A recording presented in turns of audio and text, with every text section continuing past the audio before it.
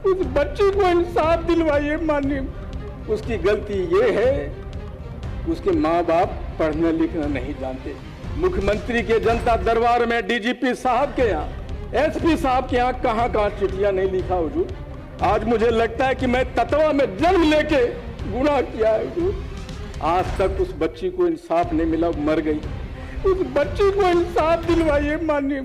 जो तस्वीर बिहार विधानसभा से आई है वो सिर्फ एक राजनीतिक खबर नहीं है, वो इस सिस्टम के चेहरे पर एक सवाल है। सदन के अंदर आईआईपी के विधायक आईपी गुप्ता बोल रहे हैं, आवाज कांप रही थी, आंखों से आंसू रुक नहीं रहे थे।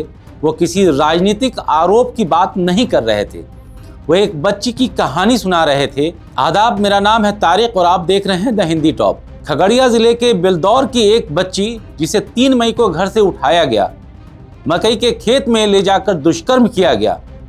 4 मई की शाम बेहोशी की हालत में मोटरसाइकिल से वापस लाया गया। परिवार दर बदर भटकता रहा।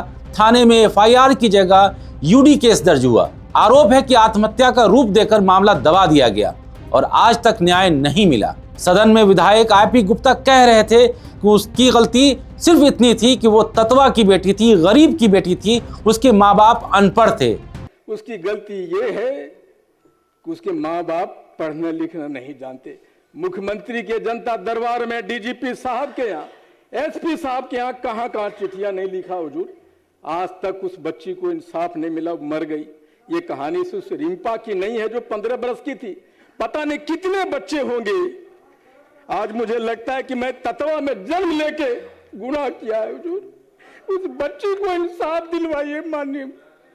बात सिर्फ एक किसी गरीब, किसी जात की बेटी होने का नहीं है, बात एक बेटी के होने का है। और वो बेटी आपके घर में भी होगी, हमारे घर में भी है। ज़रा एहसास कीजिए कि अगर किसी के माँ बाप पे अगर ये वक्त गुजरता है तो उसके दिल पर कैसी गुजरती होगी। और ये कहते कहते वो फूट कर रो पड़े। आप यकीन मानिए कि इस खबर को पढ़ते वक्त दिल पर क्या बीत रही है। अब जरा दूसरी तस्वीर देखिए। जब सदन में एक बच्ची के दुष्कर्म और मौत की बात हो रही थी तब बिहार सरकार के कुछ मंत्री मुस्कुराते हुए नजर आए। जेडीयू कोटे से वरिष्ठ मंत्री विजय चौधरी, बीजेपी कोटे से मंत्री संजय टाइगर, बीजेपी कोटे से मंत्री सुरेंद्र मेहता वीडियो में दिख रहा है।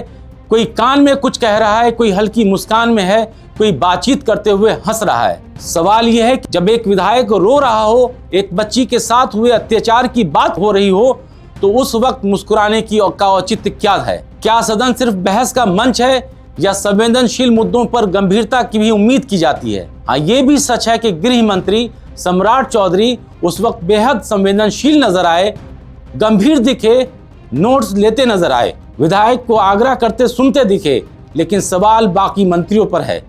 क्या ये सिर्फ गलत टाइम पर मुस्कुराहट थी या फिर सिस्टम इतना असंवेदनशील हो चुका है कि एक बच्ची की चीख की असर भी नहीं हो रही है, इनके कान पे जूं तक नहीं रेंग रही है और वो मुस्कुरा रहे हैं। आईपी गुप्ता सदन के बाहर निकल गए।